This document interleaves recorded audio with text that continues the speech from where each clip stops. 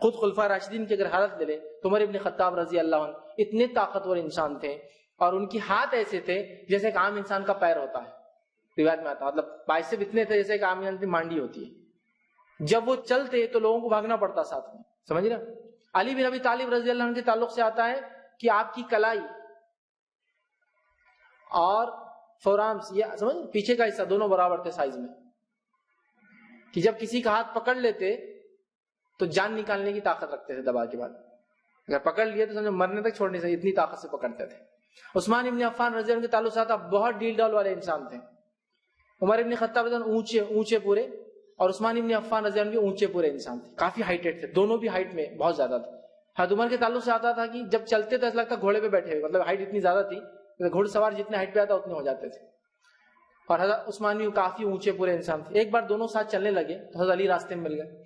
علی رضی اللہ عنہ ان دونوں کے مقابلے میں نارمل ہائٹ کے تھے، یہ دونوں زیادہ ہائٹ والے تھے، کم ہائٹ تھی تھوڑی سی ان کے مقابلے میں، لیکن بلڈ بہت اچھی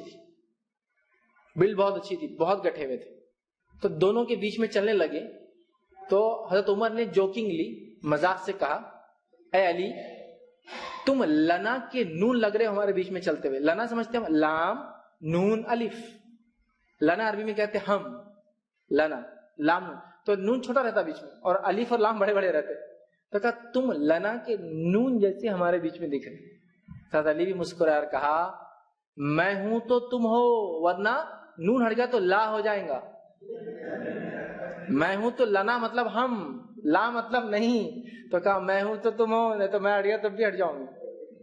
تو آپ دیکھیے ان کی جسامت. اکرام بن ابی جہل کے تعلق سے آتا جب بھاگتے تو گھڑ سوار پیچھے گھوڑے سے تیز بھاگتے تھے، جب بھاگنا شروع تو گھوڑا پیچھے اتنے تیز بھاگتے تھے. کئی انصاری صحابہ کے تعلق سے آتا اتنا تیز بھاگتے تھے کہ گھوڑے زیادہ تیز بھاگتے تھے. سمجھ رہے آپ؟